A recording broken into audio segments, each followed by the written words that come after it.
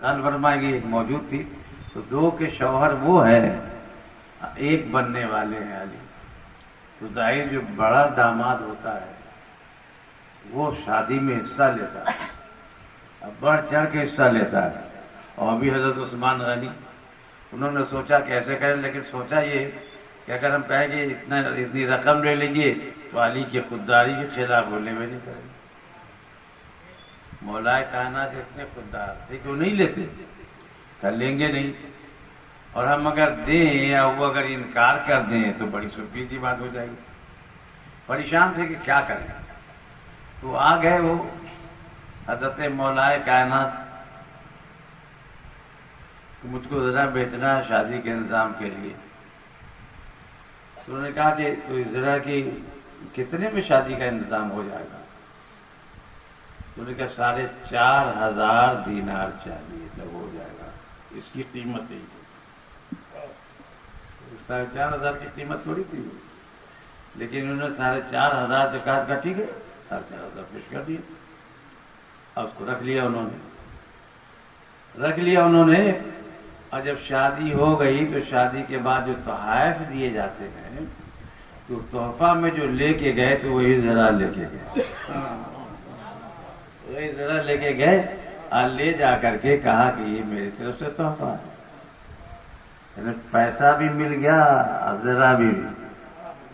یہ ترکیب لگایا حضرت عثمان غنی رضی اللہ تعالیٰ عنہ۔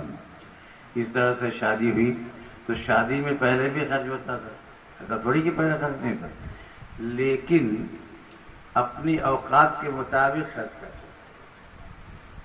اب ہمارے یہاں بھی ہندوستان میں جو ہے کچھ معاملہ ایسا ہو گیا ہے کہ کہیں کہیں جیسے ہم لوگ کے علاقے میں ہے، ہر جگہ ایسا نہیں ہے، یہ راجستھان میں ایسا نہیں ہے، گجرات میں ایسا نہیں ہے، بمبئی میں ایسا نہیں ہے، مہاراشٹر جو بمبئی کے لوگ ہیں وہ ایسے شادی چھوڑ کرتے ہیں، وہ تو خالی کوکو کولا پلا دیتے ہیں، شادی ہو جاتی ہے۔ ایسے چین ٹون لگا دیا، تھوڑا سا آئے لوگ، نکاح خوانی ہو رہی، کوکو کولا پلا دیا، شادی ہو گئی، دوسرا قدم نام دے اپنے گھر آ گئے، تو کوکو کولا کتنا سا لگتا ہے۔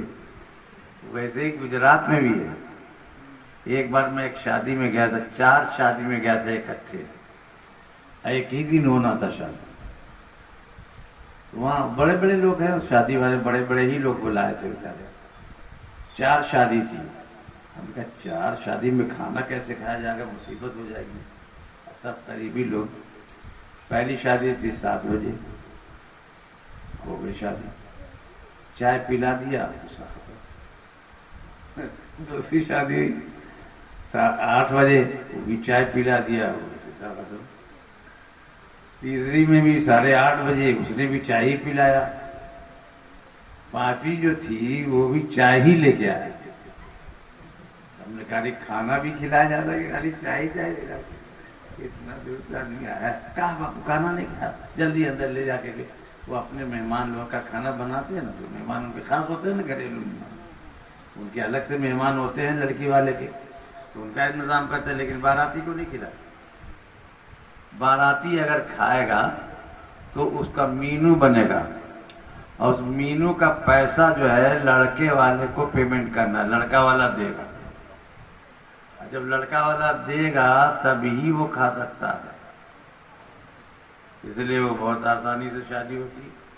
ادھر کا سنتا ادھر تو حیرت میں رہتا کہ اتنی شادی، اتنے خرچہ کچھ کا ہوتا، جو چائے والا تھا وہ کا پتا، جو چائے میں پلا دیتا ہے سب ہو جاتا۔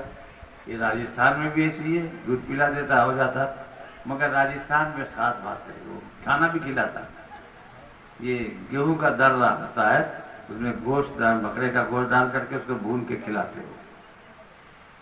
وہاں کا دستور یہ، جیسے باسڑی ایک جگہ بہت بڑی جگہ ہے مسلمانوں، بڑے مالدار لوگ ہیں، بمبئی میں جتنے بھی ہیں دودھ والے، مٹھائی والے، سب وہیں کے ناگور سے، ان کو ناگوری کہتے ہیں۔ بہت ایک آدمی کے پاس کئی ہزار بھینس ہے بمبئی میں، بڑا بڑا طویلا، اور پورے بمبئی میں 2 کروڑ آدمی رہتے ہیں نا بمبئی میں، اور 2 کروڑ آتے ہیں، 4 کروڑ آدمی، 2 کروڑ آتے ہیں، 2 کروڑ رہتے ہیں، باہر سے جو کام کرنے آتے ہیں دن میں وہ 2 کروڑ آتے ہیں، اسی طرح سے سواری بھی 2 کروڑ کے حساب سے، اتنے آدمی کو دودھ فلانا چائے یہ وہ سب تو قانونی لوگ ہیں۔ تو وہ کرتے کیا ہیں اپنی شادی میں کہ جو بڑے لوگ ہیں وہ غریبوں کے یہاں جاتے ہیں یا جا کے ان سے گزارش کرتے ہیں کہ آپ مجھ کو اجازت دیجئے کہ آپ کی لڑکی کی شادی اپنے لڑکی کے ساتھ ہوتا ہے۔ تو کوئی ایک لڑکی، کوئی دو لڑکی، کوئی چار لڑکی، کوئی پانچ لڑکی، جو جتنی لڑکی کا انتظام کر لے اتنی اچھا آدمی مانا جاتا ہے۔ اب وہ اپنی لڑکی کے ساتھ غریبوں کی لڑکی کی بھی شادی کرتے، تو غریبوں کا تو وہاں کوئی مسئلہ ہی نہیں ہے شادی کا، وہ تو ظاہر ہے کہ سب وہ تو لگے ہوئے لوگ مالدار لوگ کہ ہمارے ساتھ ہو جائے، ہمارے ساتھ ہو جائے، ہمارے ساتھ ہو جائے۔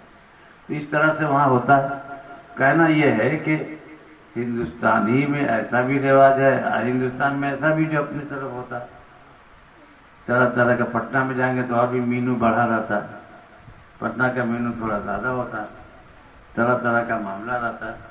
کہنا یہ کہ ادھر جو ہے شادی کو ہم لوگ خرچیرہ بنا دیا ہے، اس کو تھوڑا تھوڑا اگر کم کرنا چاہیں تو سوسائٹی میں بیٹھ کے لوگ کم کر سکتے ہیں۔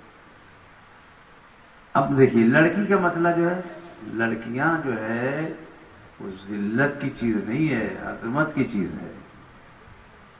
حضور سرکار صلی اللہ علیہ وسلم نے فرمایا، بہت مشہور یہ روایت ہے، ہر آدمی جانتا ہوگا، روایت مقصد نہیں ہے، وہ جو ٹکڑا ہے حدیث شریف کا وہ بتانا۔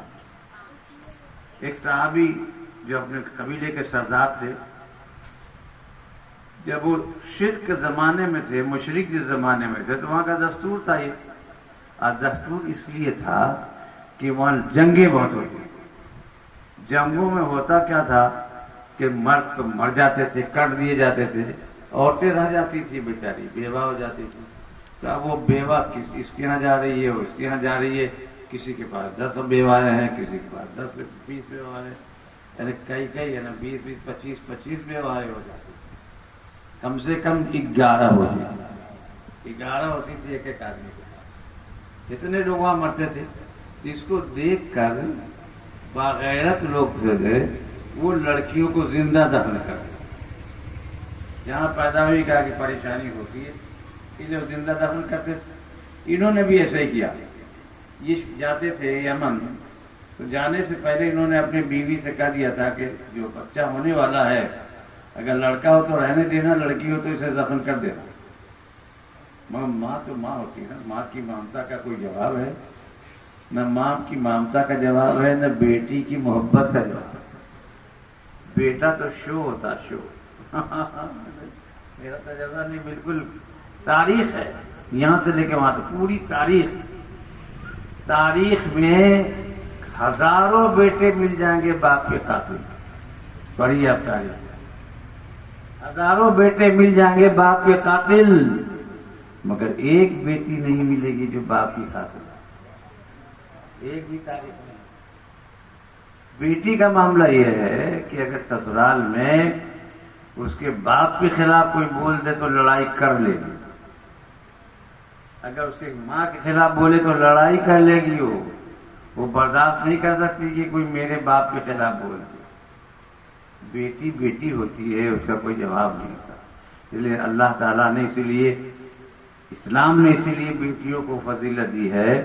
اب بیٹیوں کے لیے وہ ترتیب لگا دیا ہے اسلام میں زندگی کی کہ بیٹیوں کو کوئی زحمت نہ ہونے پائے، جیسے اسلامی ترکیب سنیے، اس کو آج کل بجا رہے ہیں یہی سب آج کل UCC والے، یونیفارم سول کوڈ والے، یہی کہتے ہیں ارے لڑکیوں کو تو یہاں حصہ نہیں دیا جاتا ہے، لڑکے کو آدھا دیا جاتا ہے، لڑکی کو اس سے کم دیا جاتا ہے، ہم یہ بنانے جا رہے ہیں لڑکی کو آدھا دیں گے۔ کیا کیا ہوتا ہے سر، بڑا دوسرا جائیں گے تو لمبی بات ہو جائے گی۔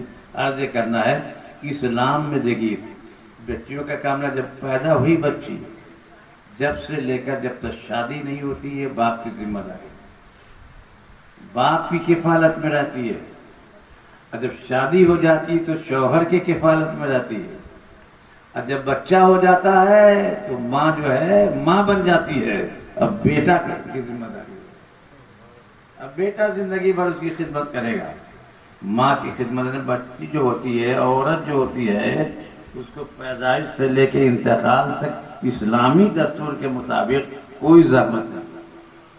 ایسا دستور ہی بنا ہوا, کوئی زحمت نہیں کہ بچی ہے, بچی کی پرورش کا جو ہے کفیل جو ہے اس کا باپ ہے.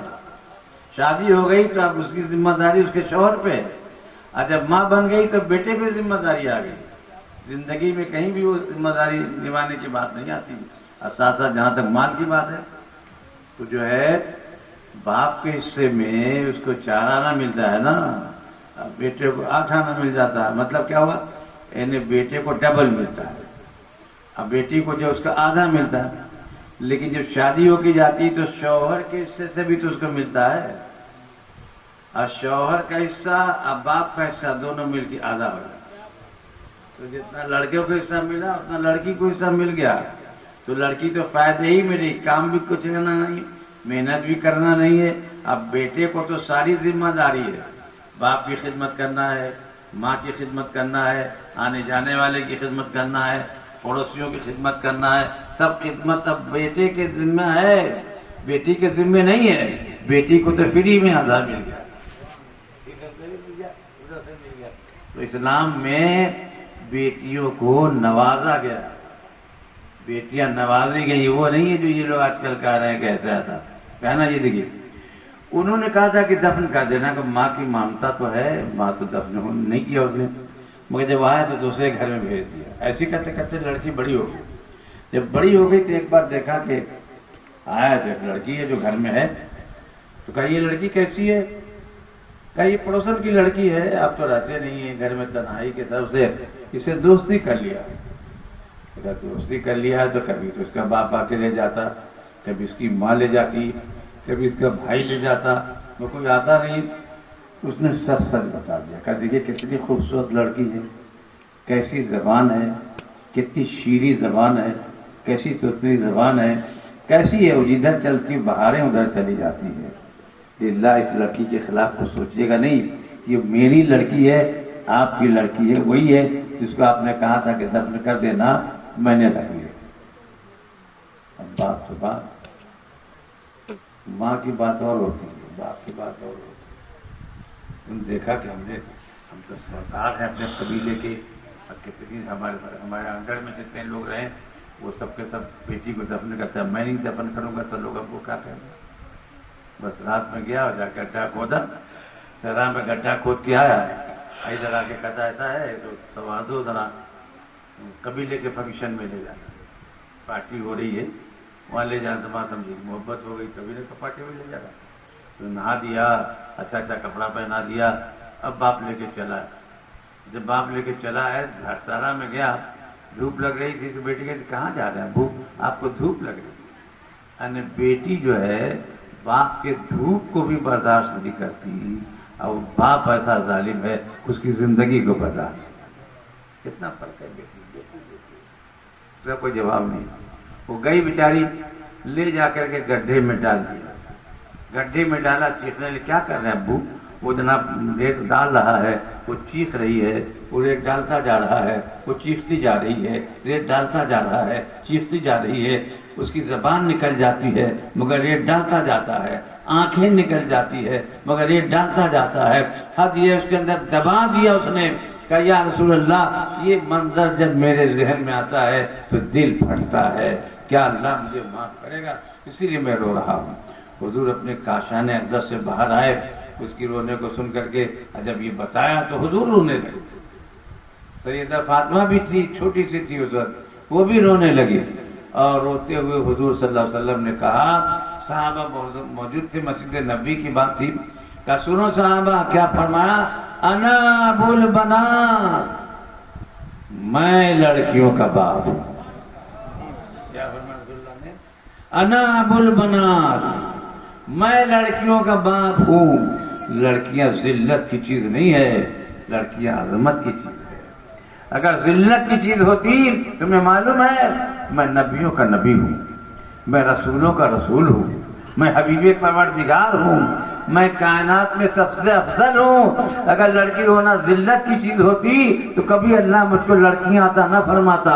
اتنی لڑکیاں دے رہا ہے, یہی اس بات کی دلیل ہے کہ لڑکیاں عزت کی چیز ہے, برکت کی چیز ہے, عظمت کی چیز ہے, رحمت کی چیز ہے. لڑکیاں عزت کی چیز ہے نا. اب حضور صلی اللہ علیہ وسلم کا انا ابو البنات بولی، یہ جملہ سننے کے بعد لڑکیوں کو کتنا فخر ہوگا کہ آقا نے فرمایا کہ میں لڑکیوں کا باپ، اس کا باپ رسول اللہ ہوگا. اس لڑکی کی قسمت کا کیا کہنا ہے؟ تو لڑکیاں عزت کی چیز ہوتی ہے، ذلت کی چیز نہیں ہوتی. شادی کی بات آگے سنیے. اور شادی آپ کو تاریخ اسلام پڑھتے ہوں گے، آپ ظاہر بات کے لوگ ہیں، آپ سب لوگ پڑھے لکھے لوگ ہیں، ہوشیار نہیں تو پڑھے لکھے لوگوں کے ساتھ صحبت میں تو رہتے ہی ہیں. کہنا یہ ہے کہ حضور صلی اللہ علیہ وسلم کی 2 بچیوں کی شادی طے ہو گئی ابو لہب کے 2 بچوں سے. ابو لہب کے 2 بچوں سے شادی طے ہو گئی.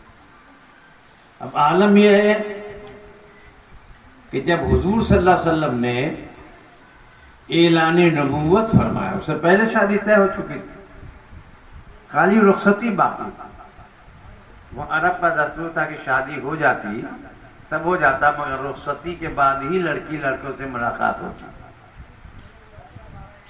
وہ یہی ترکیبیں ہوتی تھی وہاں کی، کئی سال کے بعد رخصتی ہوتی تھی. تو شادی طے تھی، سب ہو چکا تھا. حضور صلی اللہ علیہ وسلم نے جب اعلان کیا، ابو لہب پہلا آدمی ہے دنیا کا جس نے حضور صلی اللہ علیہ وسلم کے خلاف احتجاج کیا. اور جب انہوں نے احتجاج کیا ہے تو احتجاج ہی نہیں کیا، اس نے پتھر چلایا حضور صلی اللہ علیہ وسلم. اور جب پتھر چلایا ہے تو اس کے جواب میں حضور صلی اللہ علیہ وسلم تو جواب دیتے نہیں تھے مقابل کا، خوش چپ ہو گئے. اور جیسے چپ ہوئے اللہ تعالیٰ نے تبت یدا ابی لہب نازل فرمایا کہ یہ ابو لہب کے ہاتھ ٹوٹ جائے، برباد ہو جائے گی. اور اس کی جو بیٹی یہ بیوی تھی وہ بھی ویسی بدماش. دونوں نے مل کر حضور صلی اللہ علیہ وسلم کی مخالفت شروع کر دی. اور جب شروع کر دی اب وہ ابو لہب بہت خوبصورت ہے، اس لیے ابو لہب کہتے ہیں. انہیں وہ آیا گھر، کہا کہ سنو، ان کے دونوں بچیوں کی شادی ہمارے لڑکوں سے ہو گئی ہے، اس کو طلاق دو. دوسروں بھی طلاق کر رہا پہلے کہ طلاق دے دو. طلاق دے دیں، کہاں طلاق دے دو. اس لیے کہ ایسا ہوا میں برداشت نہیں کر سکتا کہ میرے گھر میں ان کی 2 لڑکیاں آ جائیں. بچوں نے کہا ٹھیک ہے. کیسے طلاق دے گا؟ چوراہے پہ جاؤ، بازار کے چوراہے پہ جا کر اعلان کرو کہ میں ان کی بچیوں کو طلاق دیتا ہوں، میں ان کی بچی کو طلاق دیتا ہوں، تم بھی کہو میں ان کی بچی کو طلاق دیتا ہوں، تاکہ بازار میں یہ بات اڑ جائے کہ حضور صلی اللہ علیہ وسلم کی تذلیل کیا ہم نے، بڑے بازار میں نے ان کی لڑکی کو طلاق دے دی. انہیں ذلیل کرنے کے لیے ترکیب. کیا ہوا؟ طلاق دے دیا نا. اس کے بعد کیا ہوا؟ حضور سرکار دو عالم صلی اللہ علیہ وسلم نے اپنی صاحبزادی کا نکاح حضرت عثمان غنی رضی اللہ تعالیٰ سے کیا. بے شک سبحان اللہ. پہلی کا نکاح کیا حضرت عثمان غنی سے نکاح ہوئی، جو دونوں نے چھوڑا تھا وہ حضرت عثمان غنی سے نکاح کیا. اب نکاح ہونے کے بعد اب مصیبتیں سنیے. یہ جو تھے وہاں 2 قبیلے تھے جو بڑے مشہور تھے، ایک بنو امیہ کا قبیلہ، ایک بنو ہاشم کا قبیلہ. حضرت عثمان غنی بنو امیہ میں سے تھے، ابو لہب بنو ہاشم میں تھے. ان دونوں میں جنگ ہوتی تھی، لیکن ان دونوں کی دوستی تھی. ان کے جو چچا تھے، ان کے والد کا انتقال ہو چکا تھا، ان کی والدہ کا بھی انتقال ہو چکا تھا. ان کے جو چچا تھے وہی ان کے سب کچھ تھے. انہوں نے کہا کہ یہ تو میں برداشت نہیں کر سکتا کہ میرا مخالف تمہارے پاس رہے اور ان کی لڑکی سے شادی ہو، یہ ہو وہ ہو، یہ میں برداشت نہیں کر سکتا. ان کو طلاق دلواؤ. زور ڈال دیا انہوں نے ابو لہب کہ طلاق دلوا دو. مگر حضرت عثمان غنی نے طلاق نہیں دی. ان کو بہت مارا، نہیں طلاق دیا. گھر سے باہر کرنا چاہا، تیار ہو گئے، نہیں طلاق دیا۔ تجارتیں جتنی تھی عثمان غنی کی سب پہ قبضہ کر لیا، طلاق نہیں دیا، نکال دیا گھر سے باہر، نکل گئے، طلاق نہیں۔ لیکن رسول اللہ کی عزت کا معاملہ تھا نا، رسول اللہ کی عزت کے خلاف تو ظاہر ہے کوئی صحابی ہو بھی عثمان غنی، وہ کیسے کرتے؟ یہاں کبھی کبھی غلطی ہوتی ہے لوگوں سے کہ بنو امیہ یا بنی ہاشم یہ کہہ کر کے کچھ لوگ آج کل شیعہ لوگ زیادہ کرتے ہیں، یہ شیعوں کا ہے کہ بنو امیہ میں سب کے خلاف بولتے رہے، یہ وہ فلانا فلانا۔ حالانکہ حضور صلی اللہ علیہ وسلم نے تینوں جو شادی بچیوں کی ہے وہ بنو امیہ ہی میں کی، ایک شادی بنو ہاشم میں حضرت علی، باقی 3 بچیوں کی تو اس میں ایک حضور صلی اللہ علیہ وسلم کی بھی شادی ہوئی ہے حضرت امیر معاویہ کی بہن سے، ابو سفیان کی بچی سے شادی ہوئی، زیادہ رشتہ تو تھا ہی، مگر یہ شیعہ لوگ آج کل طرح طرح کی باتیں کرتے ہیں، اس کی فیور یہاں تو نہیں ہے، اللہ تعالیٰ محفوظ رکھے۔ آج کل زیادہ یوٹیوب میں لوگ دیکھتے رہتے ہیں سب بنو امیہ اس طرح، تو اس میں کچھ لوگ جو ہیں وہ بدماش ہے، جو بدماش ہے، جو اچھے، لیکن اگر اس کو دیکھے گا، اس رخ سے دیکھے گا تو قاتلان حسین شیعان علی ایک دم پرفیکٹ۔ حضرت عثمان جملہ کہہ دے تاکہ یہ بھی ذہن میں آ جائے، حضور سرکار دو عالم صلی اللہ علیہ وسلم کا جو مدینہ ہے، حضرت ابوبکر صدیق کی خلافت کا مرکز مدینہ، حضرت عمر فاروق رضی اللہ تعالیٰ عنہ کی خلافت کا مرکز مدینہ، حضرت عثمان غنی کا مرکز مدینہ، حضرت مولائے کائنات نے اپنا مرکز مدینہ سے ہٹا کے کوفہ کیا۔ جب کوفہ میں کر لیا تو جتنے کوفی تھے سب شیعان علی، سب مولائے کائنات کے ساتھ ہو گئے اور سب ساتھ رہتے تھے، سب حضرت سے سیکھتے تھے، پڑھتے تھے وغیرہ وغیرہ سب تھے، تو پورا کوفہ حضرت علی کا تھا نا۔ یہ کوفی جو تھے سب شیعان علی تھے۔ اب میدان میں جو لڑنے گئے تھے وہ شام سے فوج نہیں آئی تھی، ابن زیاد نے کوفہ سے بھیجا، ابن زیاد کوفہ ہی کا گورنر تھا، یہ جتنے گئے تھے کوفی ہی گئے تھے۔ ان کوفیوں نے قتل کیا حضرت حسین کا اور ان کے رفقا کا، کہ جتنے قاتلان حسین ہیں اور ان کے رفقا عزیزوں کا وہ سب کا سب شیعہ۔ یہ اور بات ہے کہ اس وقت کا شیعہ ہے، یہ اور بات ہے مولا کائنات کے وقت کا شیعہ ہے، مگر ہے تو وہی نہ قاتل۔ آج کا شیعہ مانو تم لوگ کا نہیں تو نہیں صحیح، لیکن اس وقت کا شیعہ ہی تو ہے۔ وہ شام سے فوج نہیں آئی تھی، فوج آئی تھی سب کوفہ سے آئی تھی۔ تو بہرحال کہنا یہ ہے کہ اس طرح کے جملے بولتے رہتے یوٹیوب میں، اس لیے اس سے بچنے کی کوشش کیجیے گا۔ آئیے میں آپ کو بتاؤں، شادی ہوئی، اب شادی کے بعد پریشانیاں دیکھیے ذرا، آسان نہیں ہے اس کو جھیل لینا، بہت پریشانی ہوئی۔ تو حضرت عثمان غنی رضی اللہ تعالیٰ نے حضور صلی اللہ علیہ وسلم کی بارگاہ میں عرض کیا، یا رسول اللہ بہت پریشانی ہے، مجھ کو کوئی پناہ کی جگہ چاہیے، اب وہاں جا کر کے سکون سے ہم دونوں زندگی گزاریں۔ حضور نے فرمایا کہ حبشہ چلے۔ پہلی ہجرت کی حضرت عثمان غنی نے اکیلے حبشہ گئے۔ حبشہ کتنا دور معلوم ہے؟ اتھوپیا، حبشہ کو اتھوپیا کہا جاتا ہے کل۔ وہ مدینہ سے 480 میل کی دوری پہ ہے، اور راستہ جو ہے سمندر کا ہے، سمندر کی لہروں سے جانا ہے حبش میں۔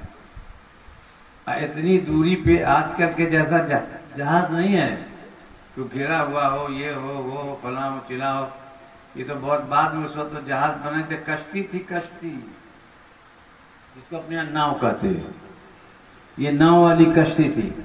اس کشتی پہ بیٹھ کر کے سمندر کو پار کر کے حبشہ جانا آسان نہیں تھا، اور اتنے کلو، اتنے میل، ہوائیں، آپ کو تو اتفاق نہیں ہوا ہے، ہم تو 2 بار گئے ہیں اس میں کشتی سے سمندر میں۔ ایک آدمی، وہ حالانکہ وہ کشتی نہیں ہے، اس میں وہ مشین لگی ہوئی ہے، مشین والی کشتی، اس کو کہا کہ آپ اس کو افتتاح کر دیجیے، بڑی مہربانی ہوگی، ہم بھی پھنس گئے، تعلقات کا آدمی تھا، کہا ٹھیک ہے۔ اور جو کشتی چلی ہے سمندر میں، تو جانتے ہیں ایک بار اوپر جاتے ہیں نیچے دھڑام سے گرتی ہے، اوپر اتنا ہچکولا ہی ہوتا ہے سمندر میں جائیں گے۔ اب ہماری تو حالت خراب، ہم نے کہا بھائی میرے بس کا نہیں، کہا نہیں حضرت تھوڑی دیر کے بعد اندر جا کر کے ہچکولا ختم ہو جاتا ہے، ایک دم پلین ہو جاتا ہے۔ وہاں تک جاتے جاتے میری حالت خراب ہو گئی پلین تک۔ کیا وہ تھما ہوا پانی جہاں سے ہوتا ہے نا بہت دور جا کے ہوتا ہے، کنارے کنارے تو حالی ہچکولے ہی ہوتا ہے سمندر میں۔ اور اس کے وہاں گئے، کہا کہ پھر واپس آ گئے تھے، لوگوں نے کہا اچھا آپ بچ کے آ گئے، انہیں ایسے جو جاتا آدمی تو کچھ نہیں ہوتا، تو اس کو قے ہوتے ہوتے حالت خراب ہو، اتنا نہ پٹکتا لے جب اوپر سے نیچے۔ اب ایسے حالات میں سفر کرنا، وہ بھی حضرت عثمان غنی رضی اللہ عنہ اور حضور صلی اللہ علیہ وسلم کی صاحبزادی کا کس قدر مشکل بھرا ہوگا۔ 480 میل تک جانا، یہاں جو مکہ سے جانا تو پہاڑ پہ چل کے جانا ہے، پہاڑوں پہ چلنا ہے، ریگستان سے جانا ہے، اور پھر جانے کے بعد اس سے جانا ہے۔ وہاں گئے، وہاں جانے کے بعد وہاں کا جو نجاشی بادشاہ تھا اس نے بڑا احترام کیا، رکھا سلیقے سے اور بہت خیال کیا۔ 3 سال یا 4 سال رہے وہاں خبر مل گئی کہ مکہ کے حالات ٹھیک ہو گئے، سب مسلمان ہو گئے، کوئی معاملہ نہیں ہے۔ تو یہ سن لیا حضرت کی صاحبزادی نے، کہتا جب ایسا ہو گیا تو چلیے ابا کے پاس چلیں۔ انہوں نے ضد کر دی، وہ ماحول ٹھیک ہے، تیار آ کے کیا کریں گے، نجاشی کے بعد ابا کے پاس چلیں۔ بیٹی تو بیٹی، حضور کی یاد آئی، وہ بے چین ہو گئی، اتنا کہا کہ وہ مجبور ہو گئے چلے۔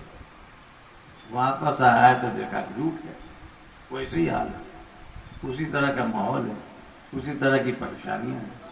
جب بڑی پریشانی تھی اس ہجرت کے بعد، ہجرت جب ہوئی ہے مدینہ کی ہجرت، مدینہ جب گئے تو جنگ بدر کے موقع پہ سارے صحابہ گئے تھے لڑنے کے لیے سوائے عثمان غنی۔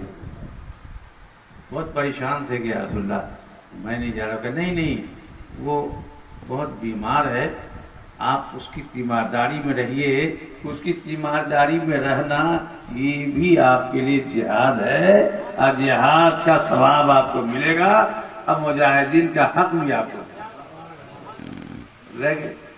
مگر جب آئے بدر کے میدان سے تو اس وقت تک ان کی جان نکل چکی، تو بہت پریشان رہتے تھے عثمان غنی رضی اللہ تعالیٰ۔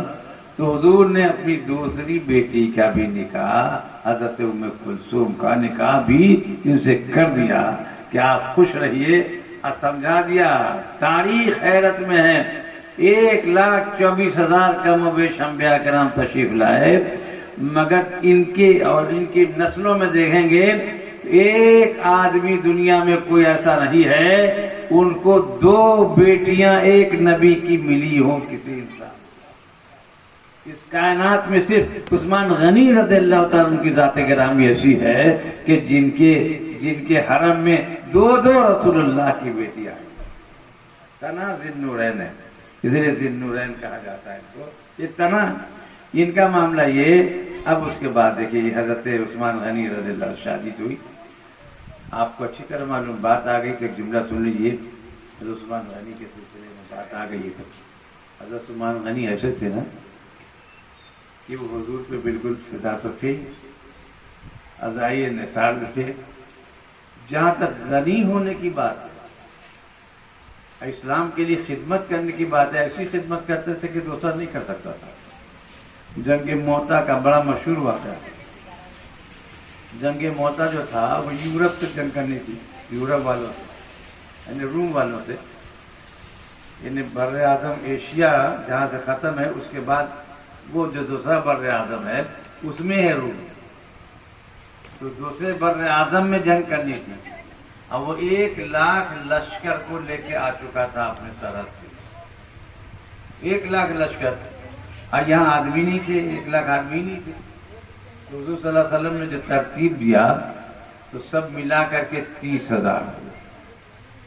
30,000 تو 30,000 بھی بہت ہے نا، تیسرا بہت اس لیے کہ اب اس کے لیے اتنا گھوڑا چاہیے، اتنا اونٹ چاہیے، اتنا لمبا جانا بھی ہے، اس کے لیے سواری کا انتظام، پیسے کا انتظام، کھانے کا انتظام، سارا انتظام کی چاہیے نا۔ تو حضور صلی اللہ علیہ وسلم نے پہلی بار چندہ کا اعلان، وہی موقع ہے جس میں حضور نے کہا کہ اتنا بڑا معاملہ ہے، اب 30,000 آدمی کو جانا، اس میں یہ بھی قرآن میں موجود ہے نا، 8ویں پارے میں، بڑا بہت اچھا، کہ کیسے بھی لوگ تھے کہ جب سواری کا انتظام نہیں ہوتا تو پھرتے تو روتے نہیں تھے، بلکہ آنسوؤں کا سیلاب بہتا تھا کہ ہمارے پاس سواری نہیں ہے کہ ہم رسول پہ اپنے جان کو نثار کریں۔ سواری کرنے میں 1 لاکھ کے مقابلے میں جانا تھا نا، 30,000 ہے۔ اب پیسہ نہیں ہے جو سواری کا انتظام ہو، تو اسی میں سب لوگ لے کر آئے تھے۔ اس میں ایک ایسا بھی جو بہت مشہور واقعہ ہو کہ حضرت عمر نے سوچا آج میں حضرت ابو بکر سے بڑھ جاؤں گا، وہی موقع تھا، آج بڑھ جاؤں گا میں۔ تو انہوں نے کیا یہ کہ اپنے سارے ان کے پاس جائیداد بہت تھی، آدھا مال کیا، آدھا مال اپنے گھر میں رکھا، آدھا لے کے آ گئے حضور کی بارگاہ میں، اور دوسرے صحابہ سب لے کے آئے۔ حضرت عثمان غنی رضی اللہ تعالیٰ نے 300 گھوڑے پیش کیے، عثمان غنی نے 300 اونٹ پیش کیے، اور اس پہ سارا سامان کھانے کا پینے کا سب کے ساتھ 300 گھوڑا جو تھا ان کو جانے کے لیے، اور 300 اونٹ تھے جو کھانے کا انتظام کرنے کے لیے، کھانا اس پہ لدا ہوا تھا، سامان تک، یہ 300 تو 600 پیش کیا انہوں نے۔ اور اس کے بعد حضور صلی اللہ علیہ وسلم نے کہا کہ اور کچھ ہے؟ کہاں یا رسول اللہ 1000 دینار ہے، کہ اور اضافہ کرو، 1000 اور دینار، کہ اور اضافہ ہو جائے تو اچھا ہے۔ انہوں نے کہا یا رسول اللہ 2000 اور دینار، یعنی 6000 دینار انہوں نے پیش کیا رسول اللہ کی بات۔ یہ 6000 یہ سب کتنے کا؟ حضرت عثمان غنی رضی اللہ، 6000 دینار، 300 اونٹ، 300 گھوڑے، یہ اور پہ سب لدا ہوا سامان، اور سب کے ساتھ ساربان، سب کا انتظام کیا انہوں نے، اتنا انتظام کیا۔ اور اس کے بعد اور لوگ تھے تو لے کے آئے۔ ایک ایسی بھی عورت آئی ہے وہاں کہ جس کے پاس کچھ نہیں تھا، ایک شیرخوار بچہ تھا، یا رسول اللہ یہ میرے بچے کو قبول کر لیجیے۔ یا رسول اللہ، حضور نے کہا یہ بچہ کیا کرے گا جنگ میں؟ یا رسول اللہ ایسا ہے کہ جس صحابی کے پاس ڈھال نہیں ہوگا نا، تلوار چلے گی تو اس صحابی کے ہاتھ میں میرے بچے کو دے دیجیے، جب تلوار چلے گی تو میرا بچہ ڈھال بنے گا، کٹ جائے گا مگر ایک صحابی کا ہاتھ بچا لے گا۔ روتے ہوئے کہا، حضور صلی اللہ علیہ وسلم بچے کو گود میں لیا، چمکارا، اور کہا کہ بچہ قبول ہے میری طرف سے، تمہیں عطیہ ہے، اس کو لے کے چلے جاؤ، بچہ قبول۔ اس دن کی بات۔ اب اس کا معاملہ یہ، اب ادھر سب لوگ جمع کر رہے، سب آ گئے عید۔ اس کے بعد حضور نے کہہ دیا، کچھ لوگ ایسے تھے دن بھر کما کر کے جو ان کو روزی ملی لا کے حاضر کیا، ایسے لوگ بھی تھے کہ دن میں کہا ہمارے پاس کچھ نہیں ہے، تو گئے جن بن کے کام کیا، اور کام کرنے کے بعد جو ہو سکا لا کے حضور کی بارگاہ میں حاضر کیا۔ سب لوگ اپنے اپنے طور سے لے کے حاضر کر رہے ہیں۔ اس میں اب صدیق اکبر تشریف لائے۔ جب صدیق اکبر تشریف لائے، اتنا بڑا مجمع ہے، سب نے دیا نا۔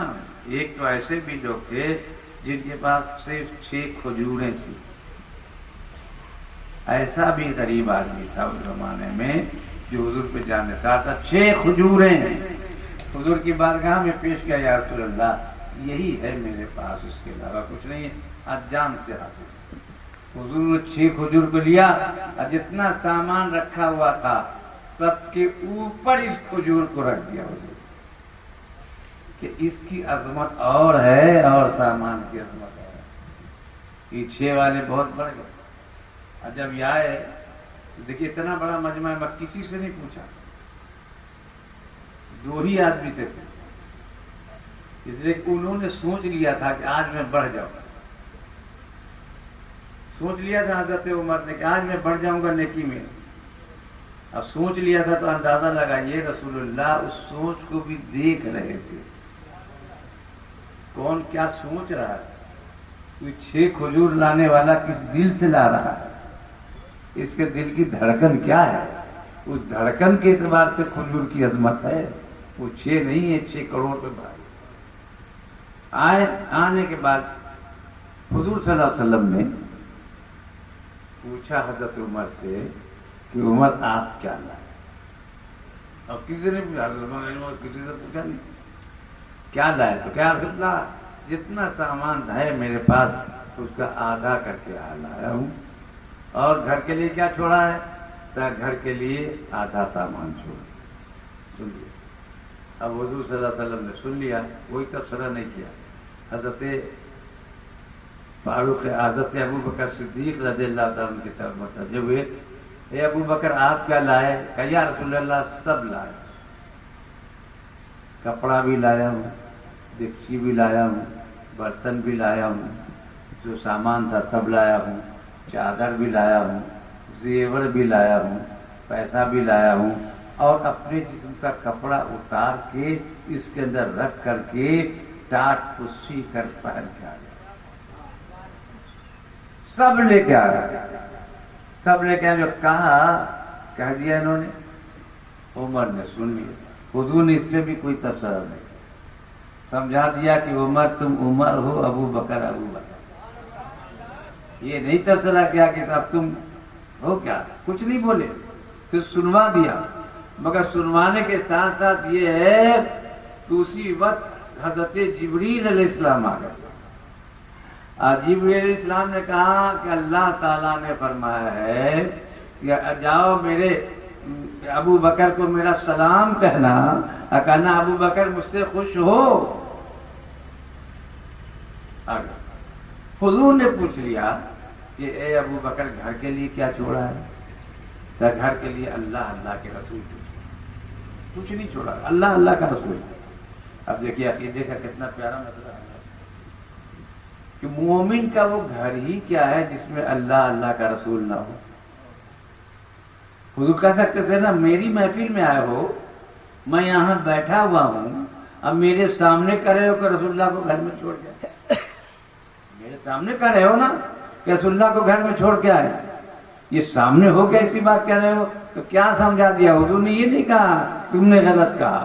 پر حضرت ابو بکر صدیق کے جملے پہ خاموشی یہ سمجھا رہی ہے کہ وہ مومن کا گھر ہی کیا ہے جس میں اس گھر میں رسول اللہ کی جلوہ گری رہا. مومن کا گھر وہ ہے جس کے اندر اللہ کے رسول کی جلوہ گری ہوتی ہے. تو آگے آنے کے بعد جناب یہ حال ہے، اس طرح سے ترتیب دی گئی ہے. گیا جانے کے بعد بڑا فتح ہوئی، روم تو فتح ہوئی ہے کہ 30,000 کی فوج، 30,000 نے 1,00,000 کی دھجی اڑا دی. دھجی اڑا کے فتح کر لیا روم کو. اب فتح کرنے کے بعد سمجھا دیا نا، کیا سمجھا دیا؟ کہ اسلام وہ طاقت عطا فرما دیتا ہے کہ تعداد کے بھروسے پہ اسلام نہیں بڑھتا، تلوار کے بھروسے پہ اسلام نہیں بڑھتا، یہ نیزوں کے بھروسے پہ اسلام نہیں بڑھتا. وہ تو اللہ تعالیٰ کے بھروسے پہ چلتا ہے. اسباب کے بھروسے پہ اسلام مسلمان کا قدم نہیں بڑھتا، مسبب الاسباب کے بھروسے پہ بڑھتا ہے. اور جب مسبب الاسباب کے بھروسے پہ بڑھے گا یہ 30,000 1,00,000 پہ بھاری ہو جائے گا. ہو گیا بھاری ہے، بھاری کر کے بہت پتہ کر کے آ گئی. کہنا یہ ہے کہ شادی جو ہے، شادی پہ بات آئی کتنا بجے ہو گیا؟ 11 بجے تک تھا ٹائم. حکم ہوا تھا کہ 11 بجے تک بولنا. 11 بجے 1 منٹ ہوا. چلیے عرض کرنا سماعت فرمائے. شادی کی بات آئی نا کہ حضور صلی اللہ علیہ وسلم نے اپنی صاحبزادیوں کی شادی ایسے کی. حضور کے داماد کیسے؟ ایک تو مولا کائنات حضرت علی کی کیا شان ہے، ایسی شان ہے مولا کائنات کی. حضور صلی اللہ علیہ وسلم کی شان کے حضور نے فرمایا من کنت مولا فلیون مولا، جس کا میں مولا ہوں اس کے علی مولا. مولا کائنات ہے نا، وہ مولا کائنات ہے، علی مولا ہے. تو شادی کے سلسلے میں بہرحال ایک آخری پیغام کے طور سے میں جملہ کہوں، شادی کیجیے ٹھیک ہے، اچھی بات ہے، دھوم دھڑکے سے کیجیے، مگر یہ کہ فضول خرچی نہ ہو تو بہتر ہے.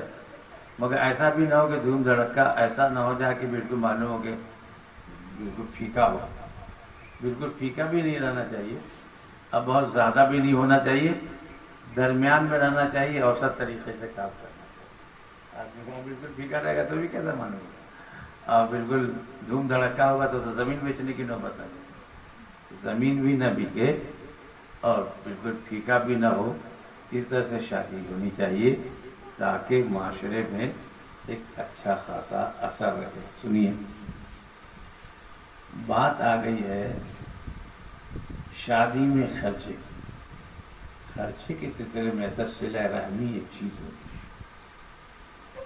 اگر رشتہ داروں میں کوئی مالدار ہے تو اس کی ذمہ داری ہوتی ہے کہ اس کی مدد کرے، اور جب وہ مدد کرتا ہے تو اس کے کئی فائدے ہیں۔ سنیے، فائدہ سنیے۔ حضور نے فرمایا کہ جو صلہ رحمی کرتا ہے اللہ تعالیٰ اس کی عمر میں اضافہ کر دیتا ہے۔ پہلا فائدہ تو یہ کہ عمر بڑھ جاتی ہے، اور دوسرا فائدہ یہ ہوتا ہے کہ جب اس کی روح نکلتی ہے تو اللہ تعالیٰ وہاں پہ اس کے لیے آسانیاں پیدا فرما دیتا ہے، یعنی دنیاوی فائدہ بھی کر دیتا ہے، آخروی فائدہ بھی کر دیتا ہے۔ کچھ بھی آپ صلہ رحمی کیجیے تو صلہ رحمی بڑی چیز ہوتی ہے۔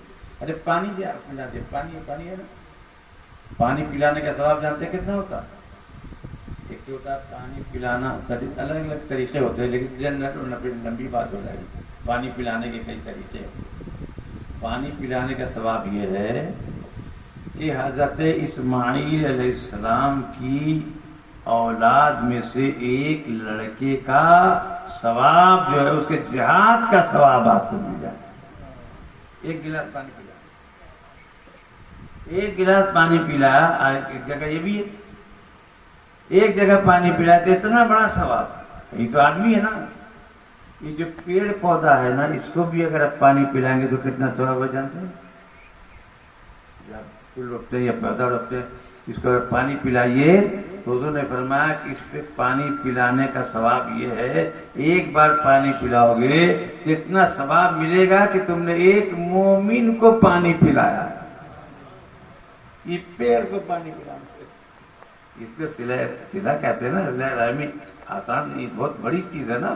مطلب یہ آپ نے اگر اس کو پیڑ کو پانی پہنچا دیا تو وہ اتنا ثواب، اور مطلب کیا ہوا؟ مومن کا ثواب کیا ہوتا ہے کہ حضرت اسماعیل علیہ السلام کی اولاد میں جو جہاد کرے اس جہاد کا ثواب مل گیا، کہ پودا کو پانی پلانا۔ اسی لیے پودے کو کاٹنے کی اجازت نہیں ہے مگر مجبوری میں ہے۔ پھلدار درخت کو کاٹنے کی اجازت نہیں ہے، پھر مجبوری میں۔ ہرے بھرے درخت کو کاٹنے کی اجازت نہیں ہے، صرف مجبوری میں ہے۔ یہ مجبوری میں اس کو کاٹنا جو ہے جرم ہے۔ ہاں اگر آپ مجبور کاٹ دیجئے تو اس کی ایک ترکیب ہے کہ اس کے بدلے میں 2 پیڑ اور لگا دیں۔ ایک کو کاٹا، اس کا معاملہ یہ کہ اب اس کے بدلے میں 2 پیڑ اور لگا دیجئے، اس کو بیچ کر کے آپ پیسہ لے لیجئے اور اس کو لگا کر آنے والی نسل کا انتظام کر دیجئے۔ ایسے نہیں کاٹ سکتے پیڑ کو، اس کو پانی پلانے سے یہ ثواب ہوگا۔ تو پیڑ کو پانی پلا دینے سے یہ ثواب ہے۔ تو اگر خاندان کے کسی غریب فرد کے بچی کی شادی ہو رہی ہے، اس کو اگر مدد کر دیں گے تو کتنا ثواب ہو جائے گا۔ اس لیے صلہ رحمی ضروری ہے، اور جب صلہ رحمی کے ساتھ کام ہوگا نا تو کوئی پریشانی نہیں ہوگی، کہیں پریشانی نہیں ہوگی۔ سب مل جل کر کے تھوڑا سا دیکھیں گے کہ غریب ہے تو اس حساب سے کام کر دیا۔ یہ بھی نہیں کہ شو بازی کریں تو مجمع میں کھڑے ہو گئے کہ ہم اتنا ہو، ہم اتنا ہو، یہ بھی ضروری نہیں، وہ تو شو بازی ہو گئی۔ اور شو بازی کا کوئی فائدہ نہیں ہوتا۔ اگر شو بازی ہے تو کوئی فائدہ، عبادت ہے نا شو بازی میں، اس کا کوئی فائدہ نہیں۔ نماز پڑھیں شو بازی میں، وہ کوئی فائدہ نہیں۔ روزہ رکھنے کوئی فائدہ نہیں، حج کریں شو بازی میں کوئی فائدہ نہیں۔ وہ فائدہ کب ہے؟ اللہ کی رضا کے نیت سے۔ نماز پڑھیں اللہ کی رضا کی نیت سے، روزہ رکھ رہے ہیں اللہ کی رضا کی نیت سے، حج کریں اللہ کی رضا کی نیت سے، اور ہم شادی میں جو مدد کر رہے ہیں اللہ کی رضا کی نیت سے۔ اس لیے مدد بھی کرنا چاہیے اور جسمانی مدد بھی کرنا چاہیے۔ کہ بارات آ گئی ہے تو ہم پانی پلا دیں، کوئی پانی پلانے کی ڈیوٹی رکھے، ایک پانی پلانے میں کتنا ثواب ہے، تو ثواب بھی حاصل کر لیں، کوئی کھانا کھلائے، یہ سب کا ثواب ہی ثواب ہوتا ہے۔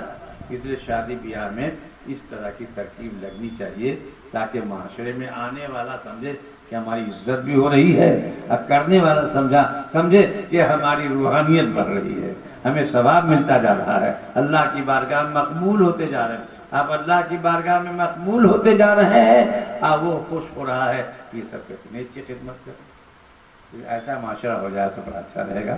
میں نے چند میں آپ کو رحمت دیا، حضرت ہمارے پروفیسر صاحب نے جو کہا تھا تقریر کرنے کے لیے ٹائم نہیں ہے، انہوں نے جو عنوان دیا تھا اس کا ٹائم نہیں ہے، وہ تم نہیں چلتے رہتا سارا تو سارا۔ تو بہرحال انشاءاللہ پھر کبھی آؤں گا، اگر آپ کا یہ عزیز زندہ رہا تو انشاءاللہ تقریر کروں گا، اور دعا فرمائیے اللہ تعالیٰ کچھ دین کا کام لے لے، اور کیا ہے تھوڑا سا اور ہے، دین کا کچھ کام لے لے، اس طرح معاشرے کو درست کرنے کے لیے یہ سب ترکیبیں رکھنی چاہیے۔ وما علینا